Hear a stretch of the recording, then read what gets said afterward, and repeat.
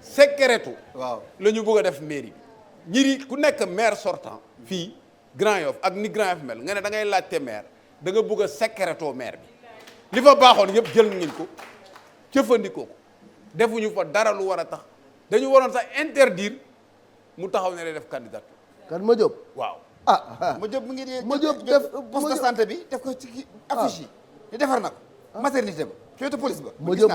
bala nga koo déjati foofu di nga wax lu set bu ñu nee ba Grand Yoff Grand Yoff ba tey pare 200 000 dégg naa baaxum mi ngi toj foofu Cheikh Baaxum ma ne dégg naa caravane Cheikh Baaxum la ilaha ma ne waa gis nga nag xam nga loolu mooy affaire u xumb waay ay caravane dëgg rek ma ñëw ak Adama Faye ah Adama Faye débordé si côté ak ñoom Laas Badiane Las Badiane ma ne nee naa leen nga ni benn candidat fa am ñooñu ñëpp ñoo bokk parti yore nañu réew mi yore ay milliards defuñu ko fi waxuma ko fi sànq ko yore régime yow muy ponkal ma yore régime 40 ans ay ñoom beneen Cheikh- ponkal ñëw yore ko 12 ans ay ñoom beneen Cheikh Ndiaye. ponkal ñëw yore ko 10 ans defaroo dëkk ba nga ñëw ne benn suq ngay yónni pour mu defar ko ngeen gëm ko ku ñu nax dala neex ku caravane mën a nax wala ku looy jox xartum wala ñu jox la mburu sandwich nag moo ci gën a garaaw sandwich moom waxuma la léemu mais dafa am ñu ciy wis ah moytu leen yooyu ñun mënatuñu nax ñun waa Grand Yoff ñu yàgg fa 51 ans laa fa def même discours bi lañ lay wax naa def lii buñ ñëwee duñ ko def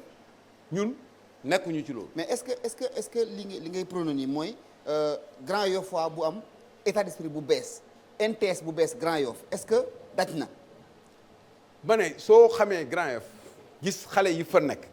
compétence yi ñu am ak jàng ba ñu jàng ñun dañuy ubbiwaat main d'œuvre communale xale yi am diplôme ñi jàng ñi def apprenti yëpp ñu xam exactement quel est l'état de la main d'œuvre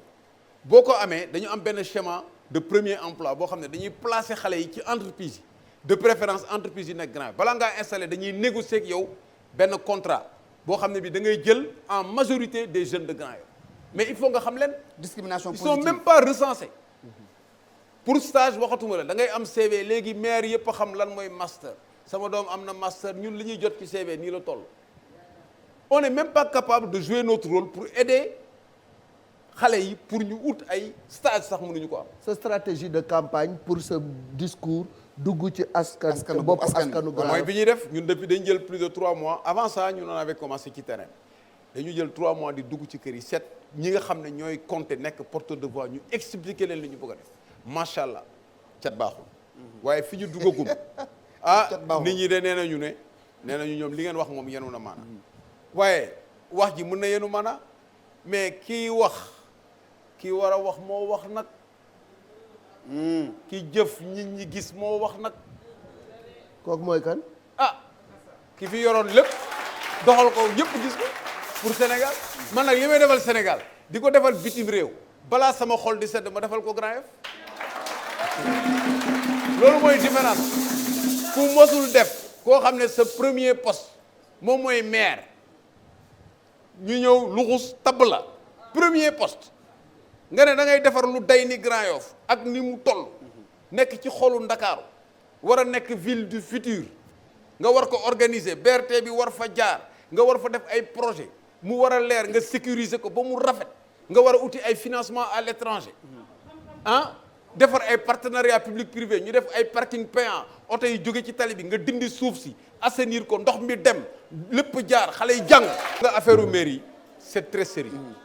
non ci man dama bëgg nga ñëw parce que wax nga sànq des projets structurants mais waxuloo ba léegi yow yan projet structurant par exemple ñetti projet structurant phare yoo xam ne yow am nga ko pour def ko Grand Yoff alors xam nga balaa ngaa dox da ngay taxaw ba pare premier taxaw bi ñu war a taxaw mooy fexe ba niiw insécurité yi ñu rey ko mooy xale yi jàng ba pare ñu régler affaire sécurité jàng formation waaw assainissement ñu xar suñu tànk tubéy pour que ñu bañati am problème mu inondation dëkkuwaay ñu organiser ko ba nga xam ne nit ñi dinañ nekk en sécurité ba pare am nañu droit nag am jardin assainissement nag waaw. nekkul seen compétence nag. si dafa am partie boo xam ne suñu compétence partie bi nekk suñu compétence mooy organisation parce que assainissement lu ko indi ndox mu rax la moom ngay fexe mu am yoonam ndox mi nga xam ne bii ndox mu set la am yoonam eau potable ndoxu taw am yoonam mais Grand Yoff ngay gis ñett ñu jaxasoo ñu tuur ci mbalit muy ñeent kooku moo gën a garaaw suppu kànje bu am kaaneeg sobleeg lépp ngay jaxase loolu moo ñu dal. donc loolu kuñ ko tegal sax doo ko lekk. donc boo xamul nu ñuy defaree réew xamuloo lan mooy assainissement amuloo projet da nga koy ragal a attaqué da nga naan lii naa ko fi bàyyi naa uti pomme de terre rek ak soble jox ko gars yi donc c'est devenu sérieux boo gisee candidat yi bare. dañu gis ne Madiop mooy maire Ndakaaru maire Grand Yoff ñu ne comme Madiop bu mën a nekk maire Grand Yoff naa ñëw. ñëpp daw si ñëw. mais c'est devenu sérieux ñun c'est une responsabilité personnelle. mais man mënuma bàkku fenn. te defuma lii ma def. mais waa Grand Yoff ñëw leen ñu ànd changer Grand Yoff. bi ñuy fal Madiop maire mais yéen a ngi fi woon. mais loolu laa lay wax luxus la woon temps yi léegi nag dafa changé. léegi nag élection au suffrage universel direct. ci wàllu santé man maay candidat. ci wàllu santé waaw. ci wàllu santé parce que man damay dugg ci ay quartier Grand Yoff damay dugg Arafat damay dugg Aras damay dugg Xaar Yàlla bëriwul ay poste de santé bu la nee nga yaay maire bu la takkalee ndombal tànk gi ci sa ndigg nii. non nii la. waaw fu la ko takkal baax na ba nga ne yow daal yaay maire bi loolu na ma. léegi rawatina suñu mbokk jigéen ñi nekk Grand Yoff tam sonn nañu. dinaa ñëw ci lekket surtout si wàllu maternité ak financement GIE femmes yi nga xam ne ñoom ñooy suñu jigéen ñi nga xam ne fu ñu nekk nag jàmbaar lañ fay wane fulla ak fayda takk seen ndigg di liggéey ñu jar a jàppale leen. jërëjëf kooku mooy ci naatal bi mais balaa maa yegg ci naatal bi. waaw affaire santé bi ñu defee étude bi.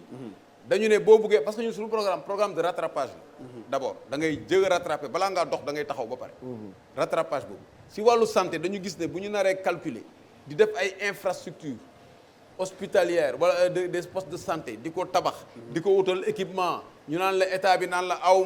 awma personnel bu ma la fay jox et cetera dañuy def des hôpitaux mobiles da ngay wut oto defar ko loolu moom du rêve parce que man def naa ko déjà dans le privé.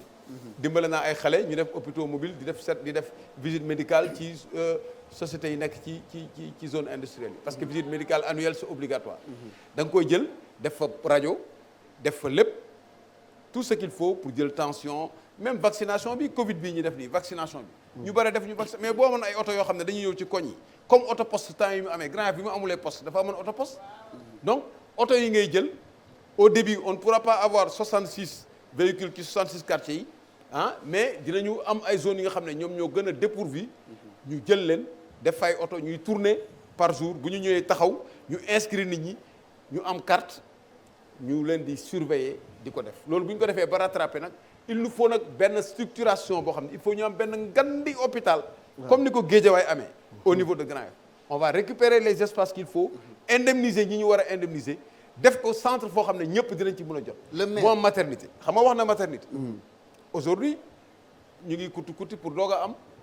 maternité xale ñëpp ci biti et puis déclaration naissance et état civil c'est encore pire ñun li ñu bëgg a proposer mooy ñu def déclaration état civil à la naissance xale bi bu juddoo ñu jox tur institution hospitalière def ko ci benn application ñu confirmer ko ci ngénte la bu ñu ko confirmer ñu wóor ne kii dura ci même avant am na benn travail préalable bu ñuy def développer application ba nga xam ne état civil à la naissance tu n'as pas de problème ñu def ko donc yooyu yëpp ay idée la yooyu ñoo xam dañ ko am léegi nag pour femmes yi wala boo bëggee am beneen question bala ma waaw femmes yi ñoom ñu ngi nii di la déglu femmes yi mooy 4e axe bi mooy naatal entrepreneuriat formation Grand Yoff lu fa am commerce jaay ak jënd artisanat xarañu loxo coiffure couture yooyu moo fa am ay cordonnier ñi di defar loxo di jaay di moom moo fi am ci la ñëpp di suturul te déggoo ci kenn ku taxaw di yelwaan am na ñoo xam ne bi ñu nekkee uude ñun ay xale yu ndaw la ñu woon fi ñu toogoon di ëw boo ñëwee fa nga leen di fi ñu la toogaloon di la ëwal sa dàll pour nga dem sport yi fa ngay ñëw ren ñu lay ëwalaat sa ndombo pour nga attaquer gars yi xam nga gars yi aussi day am ay ndombo de boo amul ndombo gars yi da nga ay ndombo yi ba yaa am ndombo comme ñëpp ndombo fi nga toogoon ñu lay ëwalee dañ lay ëwalee ndombo gaa yi dóor misil yi am na ñoo xam ne sax dañuy jël benn immeuble def fa ay buxaaba ñii di bon ñii di taal safara ñi comme lamb mooy tul de comme lamb léegi fi mu toogoon. nga ko fekk amul benn outil. amul évolution en fait. amul évolution amul évolution. soo xoolee tailleur yi da ngay toog nekk tailleur même chose li nga doon ñëwee machine sax mënoo ko am mais lebal benn tailleur machine jox ko 3 mois de grâce ne ko fayal 5000 wala 10 000 par mois pendant tant de mois mu am machine boobu bu ko amee beneen yoon mu ñëw indi beneen machine. dañuy def office communal de l'artisanat pour dimbale leen lebal leen. femmes yi nag dañu am ay leket dañ koy lëkkale. mais lii nii nga wax ni yëpp muy sa programme si durée mandat bi est-ce que mën nga ko déployer ba secteur bu nekk nga jox ko li nga ko war a jox. non ni nga koy déployer mooy da ngay jël ay priorité da nga koy déployer sur les 5 ans am na yoo xam ne c'est obligatoire mais am na yoo xam ne ci nit ñi la dépendre te ñun loolu moo ñu kontaan loo nit ñi ni ñu d'accordé liggéey ak ñun nañu boo ñu proposé lu leer lu mel nii te ñoom ñu xam la wóolu la dinañu ànd ak yow ci loolu mais soo jëlee système ordure par exemple ñu ne dañuy def système achat ordure xale yi organisé wu ñu jënd ordure bi ci ñoom